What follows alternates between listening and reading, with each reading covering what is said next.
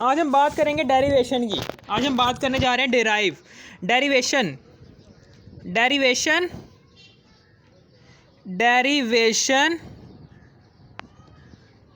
Of Charles law की derivation करने जा रहे हैं by the use of kinetic equation, by the use of kinetic equation को हम यूज़ करके हम चार्ल्स लॉ को डिराइव करना चाह रहे हैं। ठीक है ना, चार्ल्स लॉ को डिराइव करना चाह रहे हैं। काइनेटिक इक्वेशन को यूज़ करके हम चार्ल्स लॉ को डिराइव करना चाहते हैं जी। पहले हमने बॉयल्स लॉ को डिराइव किया था काइनेटिक इक्वेशन को यूज़ करके। ठीक है ना, हमें पता है कि हमें इस सिलेंडर के अंदर गैस बंद है। इस सिलेंडर के अंदर गैस के मॉलिक्यूल्स बंद हैं, ये बंद है गैस के मॉलिक्यूल्स। ठीक है ना, गैस के मॉलिक्यूल्स बंद है। हमें फिजिक्स में हमने काइनेटिक मॉलिक्यूलर थ्योरी के 9 पोस्टुलेट्स थे। उन 9 पोस्टुलेट्स में सबसे आखिर वाला पोस्टुलेट क्या कह रहा था हमें कि kinetic energy is directly proportional to temperature होती है। काइनेटिक एनर्जी क्या होती है? Is directly proportional to temperature होती है। ठीक है ना, समझ आ गई? ये होती है। ठीक है ना, हमने इसी पोस्टुलेट से ही ये शुरू करना है काम। ठीक है ना, समझ आ गई? सबसे पहले हम काइनेटिक एनर्जी निकालते हैं। काइनेटिक एनर्जी का फार्मूला होता है जी फिजिक्स की रूह से काइनेटिक एनर्जी को कहते हैं हाफ एम वी स्केयर। ठीक है ना, यहाँ पर हाफ एम वी स्केयर। ठीक है ना, समझ आ गई? यहाँ पर अब हम क्या करेंगे? यहाँ पर एम है, मास है, यानी कि मास ऑफ वन मॉलिक्यूल। ठीक है ना, एम एन। ठीक है ना, अब हम केमिस्ट्री में आ गए हैं। ये फिजिक्स था। फिजिक्स में हम किसी भी बॉडी, यानी कि एक बॉडी है, फॉर एग्जांपल आप हो, आपका मास है जी 5 kg, 5 kg कह रहा हूँ, 50 kg। ठीक है ना, और आप 10 मीटर पर सेकंड की रफ्तार से मूव कर रहे हो, तो भाई कोई बंदा पूछता है उस आपकी काइनेटिक एनर्जी क्या होगी? आपने यहाँ पर में पुट करनी है kinetic energy is equal to half, आपका मास था 50 और वेलोसिटी क्या थी आपकी मूव करने की? 10 मीटर पर सेकंड। ठीक है ना, आपने यहाँ से अपनी काइनेटिक एनर्जी निकाल लेनी है। 50 है, 50 को हम मल्टीप्लाई करेंगे 100 से, 10 है 100। ठीक है ना, यहाँ पर 2 दूनी 4 और 1 हासिल, 2 दूनी 4, 1 हासिल, 2 पंजे 10। 25 को जब हम 100 से मल्टीप्लाई करते हैं तो 2500 आ जाता है। आपकी काइनेटिक एनर्जी होगी 2500, ये आपकी काइनेटिक एनर्जी होगी। ठीक है, समझ आ गई? ये काइनेटिक एनर्जी होगी। ठीक है ना, आपकी काइनेटिक एनर्जी होगी। यहाँ पर हमने मॉलिक्यूल्स की काइनेटिक एनर्जी, गैस के मॉलिक्यूल्स की काइनेटिक एनर्जी निकालनी है। तो अब हम क्या करेंगे? अब हम इस m की जगह एम एन लिख देंगे, हाफ एम एन लिख देंगे, और वी स्केयर की जगह आ जाएगा मीन स्केयर वेलोसिटी। ठीक है ना, m क्या होगा? Mass of one molecule of gas. m क्या है जी? Mass of one molecule of gas, mass of one molecule. m क्या है? m की बात कर रहा हूँ मैं।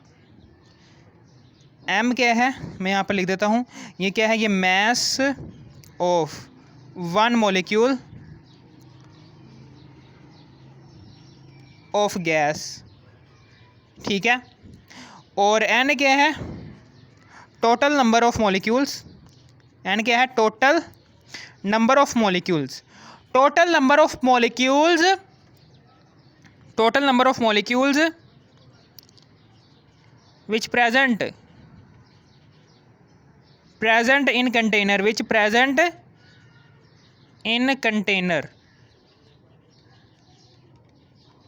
ठीक है।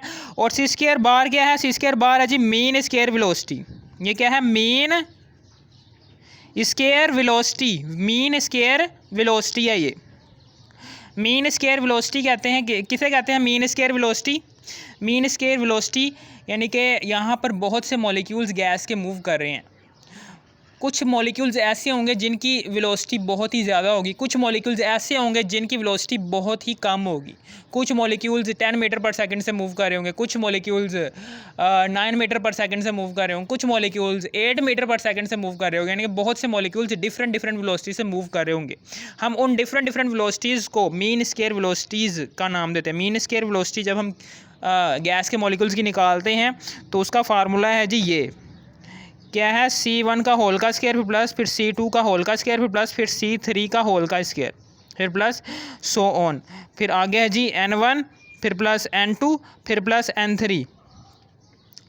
ठीक है ना, समझ आ गई। Number of molecules of gas आगे नीचे, ठीक है ना, समझ आ गई। यहाँ पर जौन सा मॉलिक्यूल, गैस के मॉलिक्यूल का एक पार्टिकल, उसको हमने N1 का नाम दे दिया। N1 पार्टिकल C1 वेलोसिटी से मूव कर रहा होगा, यहाँ पर दर्ज करेंगे। फिर गैस का दूसरा वाला पार्टिकल, इनके N2 पार्टिकल C2 वेलोसिटी से मूव कर रहा होगा, वो भी पुट कर देना। N3 गैस का N3 पार्टिकल, जितने भी नंबर ऑफ़ पार्टिकल्स होंगे जिनकी वेलोसिटीज़ हमने फाइंड आउट करनी होगी वो नीचे आ जाएंगे। और ऊपर जितने भी यानी कि फॉर एग्ज़ाम्पल ये मैं आपको बताकर दिखा देता हूँ कि फार्मूले से हम कैसे, किस तरीके से C1 C2 का होल का स्क्वायर मालूम कर सकते हैं। मीन स्क्वायर वेलोसिटी हम कैसे फाइंड आउट कर सकते हैं। ये देखें यहाँ पर कितने मॉलिक्यूल्स नज़र आ रहे हैं गैस के, 1 2 3 4 5 6 7 8 9 10 11 12 13 14 15 मॉलिक्यूल नज़र आ रहे हैं ना। तो यहाँ पर हम मीन स्क्वायर वेलोसिटी निकालेंगे 15 मॉलिक्यूल्स की। तो नीचे number of molecules, total number of molecules which present in gas which present in container, gas के मॉलिक्यूल्स जो से टोटल प्रेजेंट है कंटेनर के अंदर वो आ जाएंगे 15। और ऊपर 15 दफ़ा C1 का होल का स्क्वायर प्लस C2 का होल का स्क्वायर लिख देना। यानी कि 15 दफ़ा आपने C1 का होल का स्क्वायर फिर प्लस फिर C2 का होल का स्क्वायर फिर प्लस, इस तरीके से सो ऑन चलते जाना है। यानी कि 15 दफ़ा आपने ये लिखना है, C1 का होल का स्क्वायर फिर प्लस फिर C2 का होल का स्क्वायर। और ये C1 जितनी भी वेलोसिटीज़ होंगी, फॉर एग्जांपल C1 जोन सा है ये 9 मीटर पर सेकंड से मूव कर रहा है, C2 जोन सा है 8 मीटर पर सेकंड से मूव कर रहा है। ये सारा कुछ हल करने के बाद 15 मॉलिक्यूल्स की वेलोसिटीज़ को दर्ज करने के बाद, उनका स्क्वायर लेने के बाद 15 से डिवाइड करेंगे और अब आपके पास C2 का होल का स्क्वायर आ जाएगा। ठीक है ना, ये आ गया। MN क्या ज़ाहिर कर रहे हैं, MN क्या ज़ाहिर कर रहा है, यहाँ पर फिज़िक्स में हम एक बॉडी यानी कि एक बॉडी का मैस था, ठीक है ना। लेकिन केमिस्ट्री में क्या कर रहे हैं हम, यहाँ पर बहुत से मॉलिक्यूल्स हैं, यानी कि बहुत से मॉलिक्यूल्स का मैस है। एक गैस के मॉलिक्यूल का मैस नहीं है। जब हम सारे के सारे मॉलिक्यूल्स के मैस को, जब हम सारे के सारे मॉलिक्यूल्स की तादाद को एक नंबर ऑफ़ मैस से, यानी कि mass of one molecule of gas से मल्टीप्लाई करेंगे तो फिर हमारे पास टोटल मैस आएगा। ज़ाहिर सी बात है, गैस के एक मॉलिक्यूल का मैस जितना होगा, गैस के एक मॉलिक्यूल का मैस फॉर एग्जांपल यार 1 ग्राम है, ये बहुत ही ज़्यादा है, 0.0000 कुछ होता है, बहुत ही स्मॉल मैस होता है गैस का, बहुत ही स्मॉल मैस होता है गैस का। ठीक है ना, यहाँ पर मैं बड़ी रकम इसलिए ले रहा हूँ ताकि आपको बात की समझ आ जाए। मैस 1 ग्राम है, एक मॉलिक्यूल का मैस गैस के एक मॉलिक्यूल का मैस क्या है जी, 1 ग्राम। ठीक है ना, 1 ग्राम है।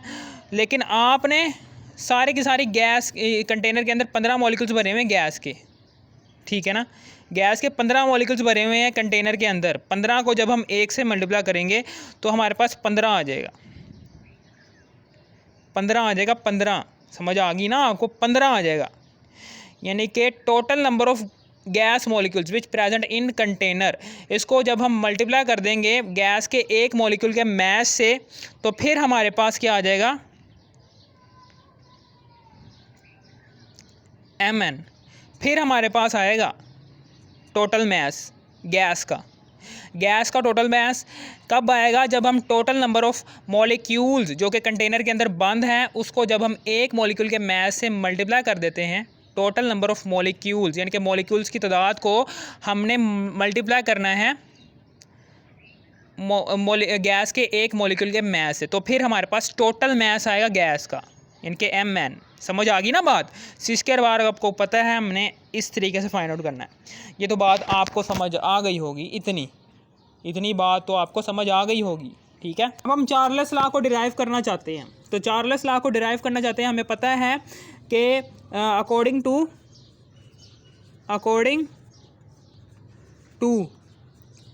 KMT postulate, kinetic molecular theory का जो सा पोस्टुलेट था उसके मुताबिक हमें पता है कि kinetic energy is directly proportional होती है टेम्परेचर के। जैसे जैसे टेम्परेचर बढ़ता जाएगा मॉलिक्यूल्स की काइनेटिक एनर्जी भी बढ़ती जाएगी। जैसे जैसे मॉलिक्यूल्स का टेम्परेचर कम होता जाएगा और मॉलिक्यूल्स की काइनेटिक एनर्जी भी कम होती जाएगी, चली जाएगी। अब हमें पता है कि काइनेटिक एनर्जी अभी हमने फाइंड आउट की है कि काइनेटिक एनर्जी हम मॉलिक्यूल्स की निकालना चाहते हैं, वो क्या होती है, mNc² बार। ये होती है जी केमिस्ट्री में काइनेटिक एनर्जी। जब हम गैस की बात कर रहे होते हैं तो गैस में एक मॉलिक्यूल का मैस नहीं होता, गैस में बहुत सारे मॉलिक्यूल्स कंटेनर के अंदर मूव कर रहे होते हैं, ठीक है ना। Total number of molecules which present in container, जब हम उसको मल्टीप्लाई कर देते हैं mass of one molecule which present in container, उससे तो फिर हमारे पास मैस आ जाता है गैस का, ठीक है ना। समझ आ गई आपको। C² बार क्या है, ये C² बार क्या है, ये क्या कर रहा होता है, बहुत से मॉलिक्यूल्स मुख्तलिफ वेलोसिटी से मूव कर रहे होते हैं, उन वेलोसिटीज़ को कैलकुलेट करने में मदद देता है ये मीन स्क्वायर वेलोसिटी।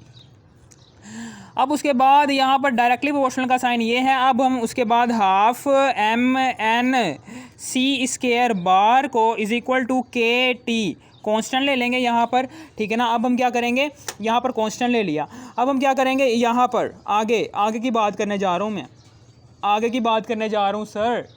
चलो ये आगे की बात करने जा रहे हैं। आगे की बात ये है कि हमें पता है according to kinetic equation, kinetic equation की मदद से क्या होता है, काइनेटिक इक्वेशन क्या कहती है हमें, PV is equal to 1/3 mNc² bar, mNc² bar, ठीक है ना। PV इज इक्वल टू, ओहो ये मैंने क्या लिख दिया है, ये थोड़ी थी काइनेटिक इक्वेशन,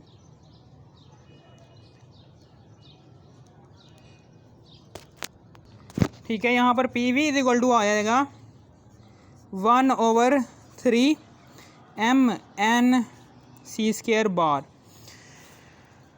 ठीक है। यहाँ पर हमने 1/2 लेकर आना है ना, 1/2 लेकर आना है ताकि हम KT को दर्ज कर सकें यहाँ पर। तो अब हम क्या करेंगे, हम मल्टीप्लाई भी करेंगे एंड डिवाइड भी करेंगे, किससे, 2 से हमने मल्टीप्लाई भी कर दिया और डिवाइड भी कर दिया। PV is equal to 1/2 multiply by 3, इसको मल्टीप्लाई कर देंगे 2 के साथ, mNc² बार, ठीक है ना। समझ आ गई। अब हम क्या करेंगे, चूँकि अब हमें पता है हमने यहाँ पर 2 बटे के नीचे 2 लेकर आना है ना, तो 3 जो सा इधर डिवाइड हो रहा है उधर जाके मल्टीप्लाई हो जाएगा। 3 PV इज इक्वल टू 1/2 आ जाएगा 2 mNc² बार, ठीक है ना। समझ आ गई आपको। यहाँ पर चूँकि इनके साथ इस फार्मूले में 2 नहीं ना है mNc² बार के साथ, यहाँ पर भी 2 है, तो यहाँ पर 2 नहीं है, यहाँ पर 2 नहीं है, तो यहाँ पर भी 2 नहीं होना चाहिए। 2 यहाँ पर मल्टीप्लाई हो रहा है, उधर जाके डिवाइड हो जाएगा।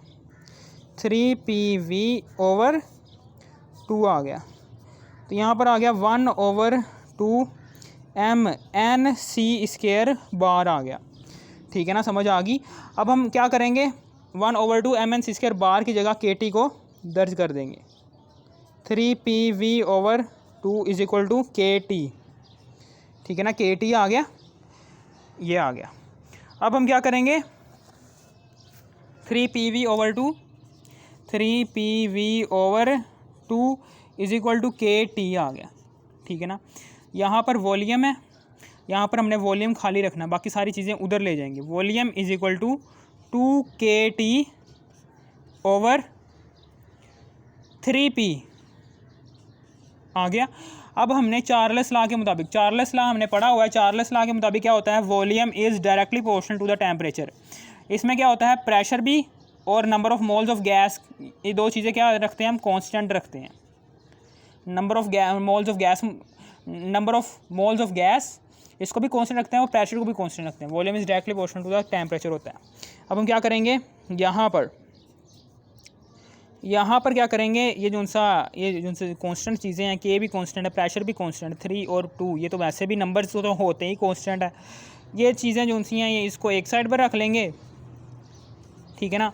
और टेम्परेचर जो सा ये कांस्टेंट नहीं है चार्ल्स लॉ के मुताबिक, तो ये कांस्टेंट चीज़ हो। अब हम क्या करेंगे 2k/3p, 2k/3p को हम क्या कर लेंगे, ये क्या है, ये कांस्टेंट है। कौन सा कांस्टेंट है, k प्राइम वाला। इसको हम 2k/3p को की जगह k प्राइम, यानी कि इसको सिर्फ और सिर्फ एक ही कांस्टेंट से